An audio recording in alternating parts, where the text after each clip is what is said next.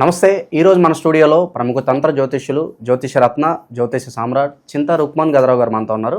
So గురువు గారితో మాట్లాడేద్దాం. నమస్కారం గురుగారు. మాతృదేవోభవ, పితృదేవోభవ, ఆచార్య దేవోభవ. ఓం నమో మాందీశ్వరాయ నమః.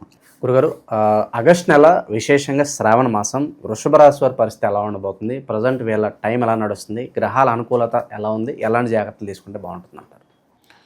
ఈ 2020 సంవత్సరం ఆగస్టు మాసం వృషభ రాశి వాళ్ళ యొక్క మాస ఫలాలు చెప్పుకునే ముందు వీళ్ళ యొక్క సహజమైన విషయాలు కొన్ని మనం మాట్లాడుకుందాం. ఇలా మాట్లాడుకుంటే వృషభ రాశి వీళ్ళు సహజంగా తీసుకుంటే చాలా స్ట్రిక్ట్, వీళ్ళు చాలా స్ట్రిక్ట్గా ఉంటారు.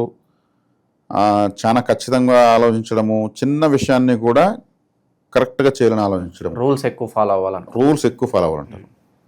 వీళ్ళు తప్పైతే కూడా అలాగే ఒప్పుకుంటారు, నేను చేసిన తప్పే అంటారు. At the same time before planning బాగుంటుంది. నెక్స్ట్ ఇయర్ ఎలా ఉండాలి, ఈ సంవత్సరం ప్లాన్ చేసేస్తారు. వీళ్ళు బంగారు తగ్గినప్పుడు కొనిపెట్టేస్తారు, పెరిగినప్పుడు ఆ బెనిఫిట్ చూసి ఎంజాయ్ చేస్తారు. అంటే ఎగ్జాంపుల్ చెప్తాను, ఏదైనా కానీ బిఫోర్ ప్లానింగ్ ఎక్సలెంట్గా ఉంటుంది.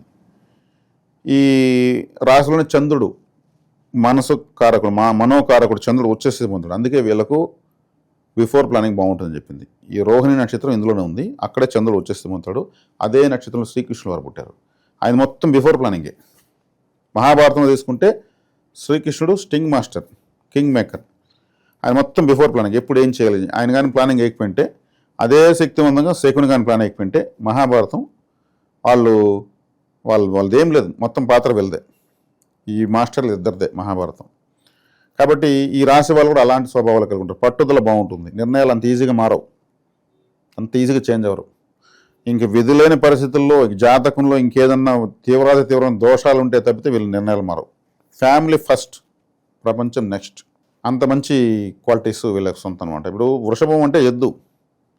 మరి షేర్ మార్కెట్లో బుల్ రన్ అంటారు, ఎద్దును పెట్టుకున్నారు. అంటే జ్యోతిష్యం చూసి పెట్టుకోలేవాలి, అది ఆటోమేటిక్గా డబ్బుల కోసం వచ్చింది. ఫైనాన్షియల్గా ఎట్టన్నా వీళ్ళు స్ట్రెంగ్త్లోనే ఉంటారు. ఇంకోటి ఏమంటే వీళ్ళు పుట్టిన తర్వాత వీళ్ళ నాన్నగారికి ఖచ్చితంగా డెవలప్మెంట్ ఉంటుంది. వీళ్ళ నాన్నగారు ఖచ్చితంగా డెవలప్ అవుతారు, కానీ ఆయనతో వీళ్ళు న్యూట్రల్గా ఉంటారు. కొంచెం వీళ్ళ అమ్మగారికి నాన్నగారికి కొంచెం దూరంగా ఉండే విధంగానే వీళ్ళు ఉండేదానికి అవకాశం ఉంటుంది. చదువుల రీత్యా దూరంగా వెళ్ళడము, ఉద్యోగాల రీత్యా వెళ్ళిపోవడము, ట్రాన్స్ఫర్ రీత్యా వెళ్ళడము, గొడవపడే వెళ్ళాల్సిన అవసరం లేదు. అక్కడి నుంచి వీళ్ళు ఇక్కడికి ఏదో ఏర్పాటు చేసి వీళ్ళకి ఫండ్ పంపించడం, ఇట్లాంటివి జరుగుతూ ఉంటాయి. శ్రీకృష్ణుడు కూడా పుట్టిన వెంటనే తల్లి తండ్రి నుంచి దూరం వెళ్ళిపోయి రేపల్లోకి వచ్చేసాడు. పుట్టిన వెంటనే యమునా నదిలో ఎత్తుకుని వచ్చేస్తాడు, వాళ్ళ నాన్నే ఎత్తుకొచ్చి దూరంగా పడేస్తాడు. ఈ రాశి యొక్క స్వభావం. సాక్షాత్ దేవదేవుడే, ఆ పరంధాముడే పుడితే ఆయన కూడా తల్లిదండ్రులు దూరంగా వెళ్ళిపోయాడు. ఆ రాశి యొక్క స్పెషాలిటీ అది. కాబట్టి ఈ రాశిలో ఉన్న వాళ్ళు అప్పుడే గ్రోత్ ఉంటుంది. తల్లిదండ్రులకైనా ఈ రాశి వాళ్ళకైనా గ్రోత్ ఉంటుంది. కొంచెం దూరంగా ఉంటే గ్రోత్ ఉంటుంది, దగ్గరగా ఉంటే గ్రోత్ రాదు. ఇది రూల్, అది ప్రకృతి సిద్ధాంతం. కాబట్టి ఈ రాశి వాళ్ళు ఇలా ఉంటుంది. వీళ్ళ యొక్క స్థితి అంటే మంచి ఫౌండేషన్ బాగుంటుంది. వృషభ రాశిలో ఫౌండేషన్ బాగుంటుంది. సాధ్యమైనంత ఎక్కువగా ప్రేమ వివాహాలు జరిగేది వృషభ రాశి వాళ్ళకి. లవ్ మ్యారేజెస్ ఎక్కువ జరిగేది వీళ్ళకి. శ్రీకృష్ణుడు వాళ్ళకి కూడా ఆయనకి ప్రేమ అనేది ఎక్కువ కదా, ఎక్కువ మంది స్త్రీ వశీకరం కదా. 16,000 మంది గోపికలు, 8 భార్యలు అంటారు కదా ఆయనకి. అంటే రోహిణి నక్షత్రము చంద్రుడిది, చంద్రుడు అక్కడ వచ్చేసి పొందుతాడు. చంద్రుడు వశీకార ప్లానెట్ కాబట్టి వీళ్ళని చూద్దాం అనిపించడం, వీళ్ళతో మాట్లాడదాం అనిపిస్తుంది, వీళ్ళతో కూడా ఉండాలనిపిస్తుంది అనమాట. అది బై బర్త్ వచ్చినటువంటి ఈ రాశి యొక్క స్వభావం. అది దేన్ని ఇక్కడ తప్పని దానికి లేదు, అది ప్రకృతి సిద్ధాంతం. జ్యోతిష్ శాస్త్రంలో అవి సిద్ధాంతాలు అది తెలియజేస్తాయి. కాబట్టి ఈ రాశి వారి యొక్క ప్రత్యేకతలు ఇవి. వీళ్ళ యొక్క బలహీనతలు ఏమంటే ఎటువంటి పరిస్థితులను అడ్జస్ట్ కాకపోవడం, స్ట్రిక్ట్గా ఉండిపోవడం, కాంప్రమైజ్ కాకపోవడం, ఒక ఆర్మీ ఆఫీసర్లాగా ఉండడం. అది అన్ని సందర్భాల్లో కరెక్ట్ కాదు. అప్పుడేమవుతుంది, కొన్ని సందర్భాల్లో ఈ క్లిష్ట పరిస్థితుల్లో కూడా మారకుండా ఉండేట, నేను ఇంతే అంటే ఎట్లా, మొండిగా ఉండేట, మోనార్గా ఉండేట్లా అనేదానికి కొంచెం ఇబ్బంది అవుతుంది. అయితే అవుతుంది, నేను ఎంతో బాధనే పడతాను, నేను నా నిర్ణయంలో మార్పు లేదు. కుటుంబ చట్టము అనేది అంత స్ట్రిక్ట్గా పెట్టుకుంటారు వీళ్ళు. కాబట్టి ఈ మాసంలో వృషభ రాశి వాళ్లకు ద్వితీయంలో గురువు శుక్రుడు బాగున్నారు, లాభంలో శని, దశమంలో రాహు బాగున్నారు. వాడికి 4 గ్రహాలు ఫేవర్ అయినాయి. అదేవిధంగా వీళ్ళకు ఇక 4వ రవి స్వస్థానం. ఈ రాశికి రవి శుభగ్రహమే. రవికి చంద్రుడికి ఏకరాశాధిపత్యం వస్తుంది కాబట్టి అన్నిటికీ 2 రాశులు ఉంటాయి గ్రహాలకు. రవికి చంద్రుడికి 1 రాశి వస్తుంది. 4వ ఇంట్లో ఉండడం మంచిదే.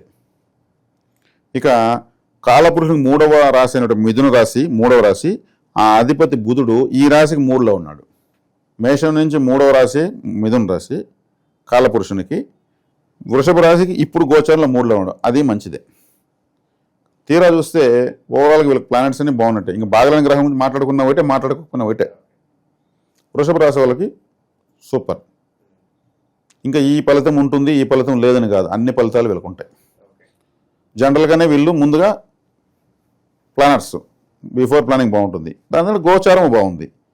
ఇంకా మీకు వివాహాలు తీసుకో, ఉద్యోగాలు, వ్యాపారాలు, ట్రాన్స్ఫర్లు అన్నీ ఏదైనా తీసుకో, ఇది ప్రత్యేకించి మీరు క్వశ్చన్ నేను అడగాల్సిన నేను మీకు చెప్పాల్సిన అన్నీ రన్నింగ్లో ఉన్నాయి, స్వింగ్లో ఉన్నారు వీళ్ళు. సో చాలా వరకు మంచి ఫలితాలు ఉన్నప్పటికీ సాధారణంగా శత్రువులు ఎక్కువ పెరుగుతూ ఉంటారు, నరదృష్టి పెరుగుతూ ఉంటారు.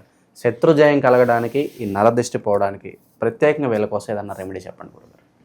శత్రుజయం కలగడానికి అంటే వీళ్ళకి 6వ రాశి అయినటువంటి శత్రుస్థానం అయినటువంటి తులారాశి కదా, ద్వితీయంలో ఉన్నాడు. ద్వితీయంలో ఉన్నప్పుడు ఏముందంటే ఇక్కడ బాగానే ఉన్నాడు, శత్రుజయం అయితే కలుగుతుంది. అంటే రాశ్యాధిపతి 6వ ఇంటి వాడు ద్వితీయంలో మిత్రస్థానంలో ఉన్నాడు. కాబట్టి శత్రుజయం కలగడానికి ప్రత్యేకమైనటువంటి రెమెడీ, ఇప్పుడు ఏదో శత్రు బాధలు విపరీతం ఉన్నాయనేది ఏం లేదు. వీళ్ళ దగ్గర డబ్బు ఉంటుంది, డబ్బు చూస్తే డబ్బు ఉన్న చోట, ఇప్పుడు బెల్లం ఉన్న చోట ఈగలు మూసతాయి అన్నట్లు వీళ్ళ దగ్గర ఏదో ఒక సౌకర్యం వీళ్ళ శత్రువులు కావాల్సి ఉంటుంది అని ఈ ప్రస్తుత గోచార ప్రకారం చెప్పొచ్చు. కాబట్టి ఇప్పుడు శత్రు బాధ ప్రస్తుతం అధికంగా లేదు. ఒకవేళ శత్రువులు ఉంటే కూడా వాళ్ళకి వేరే పనులు ఏదైనా పడతాయి. ఇప్పుడు మనం మన పనులు లేసి ఆయన పట్టించుకునే అవసరం మనకి ఎందుకు, మంద పోతా ఉంది ఇక్కడ అనే పరిస్థితి వస్తుంది. ఎందుకంటే శత్రువులు నిర్జించడంలో శుక్రుడు ఆయన మృత సంజీవని విద్య తెలిసినవాడు, మళ్ళీ బతికించేస్తాడు. అందుకు ఆయన ద్వితీయంలో బలంగా ఉన్నాడు. కాబట్టి శత్రు బాధ అయితే ప్రస్తుతానికి లేదు, కాబట్టి దాని పరిహారం కూడా చెప్పాల్సిన లేదు. సో కొత్త పరిచయాలతో ఎలా ఉంటే బాగుంటుంది అంటారు? అంటే సర్కిల్ ఓవరాల్గా, అంటే నమ్మించి మోసం చేసే వాళ్ళు కూడా చాలా వరకు ఉంటారు కదా, ఓవరాల్గా వీళ్ళ నెట్వర్క్ ఎలా ఉంటే బాగుంటుంది అంటారు? నమ్మించి మోసం చేయాలంటే వీళ్ళు మోసపోరు. ఫస్ట్ పాయింట్, వీళ్ళు ప్లానింగ్ బాగుంటుందని చెప్పాను కదా, అంచనాలు బాగుంటాయి. కాబట్టి వీళ్ళు మోసపోయే దాంట్లో అంత అదే చెప్తాడు, వెర్రి పప్పలేం కాదు వీళ్ళు. ముందు వీళ్ళు అవకాశం ఇవ్వరు, దేన్ని ఎంతవరకు నమ్మాలో అంతవరకు నమ్ముతారు, ఆ కొలమానం బాగా వేయగలుగుతారు. దాని దగ్గర గ్రహస్థితి బాగుంది కాబట్టి ఇప్పుడు వీళ్ళకి నమ్మక ద్రోహాలు జోడిపి ఏదో దులిపి కష్టాలు వచ్చేదంతా ఏం లేదండి. గ్రహస్థితి బాగున్నప్పుడు మనం నెగిటివిటీస్ పైన మాట్లాడుకున్నా ఫలితం లేదు. ఇంకా ఎలాంటి మంచి ఫలితాలు ఎంతకాలం కొనసాగొచ్చు అంటారు వీళ్ళకి? వీళ్లకు ఈ ఫలితాలు ఇంకా కూడా దీర్ఘకాలం కొనసాగుతాయి. ఎందుకంటే రాహువు సంవత్సరంన్నర పాటు దశమంలో ఉంటాడు, 2.5 సంవత్సరం పాటు శని లాభంలో ఉంటాడు, సంవత్సర కాలం పాటు గురువు ద్వితీయంలో ఉంటాడు. ఇక బుధుడు శుక్రుడు తరచూ శుభ ఫలితాలు ఇస్తూనే ఉంటారు. కాబట్టి వీళ్ళకు ఇంకా దీర్ఘకాలికంగానే ఉంది, 2 సంవత్సరాలకు పైగానే వీళ్ళకు అనుకూలమైనటువంటి గోచారం ఉంది. దీర్ఘకాలిక గ్రహాలు బాగున్నాయి. ఓకే, మొత్తం పరిస్థితులన్నీ బాగానే ఉన్నాయి. బట్ విశేషంగా దైవారాధన విషయంలో ఎక్కువగా ఎవరిని ఆరాధించి పరిహారాలు చేసుకుంటే బాగుంటుంది అంటారు? దైవారాధన విషయంలో తీసుకుంటే వీళ్ళు ఒక విధంగా అలంకార ప్రియులు అని చెప్పొచ్చు. వీళ్ళు ఎక్కువగా డ్రెస్సెస్ చేంజ్ చేయడము, పర్ఫ్యూమ్ ఎక్కువ వాడడము, ఇట్లాంటివి చేస్తూ వస్తే వీళ్ళు చాలా బాగుంటుంది. వీళ్ళకు నెగటివ్ కలర్స్ వచ్చేకాడికి రెడ్, అదేవిధంగా రెడ్ రిలేటెడ్, తర్వాత తీసుకుంటే ఎల్లో రిలేటెడ్. ఇవి మామూలుగా కలర్స్ కలిసిన రంగులు ఉంటాయి, వాటిని కూడా వాడాలి.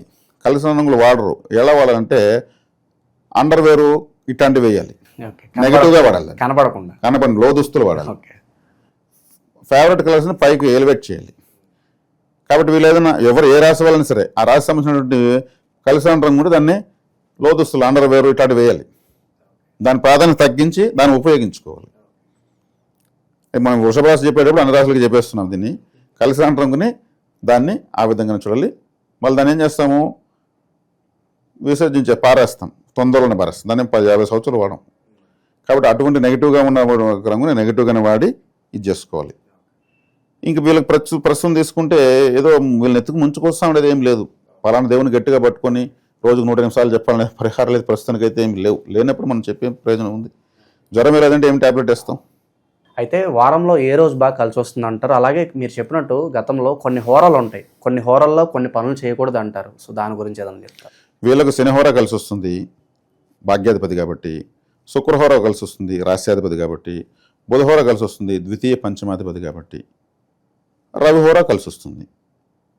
మిగిలిన హోరల్లో వీళ్ళు న్యూట్రల్గా ఉంటే సరిపోతుంది. సో ఓవరాల్గా వృషభ రాశి వారి పరిస్థితి శ్రావణ మాసం ఎలా ఉండబోతుంది అద్భుతంగా వివరించారు. ధన్యవాదాలు గురుగారు. ధన్యవాదాలు.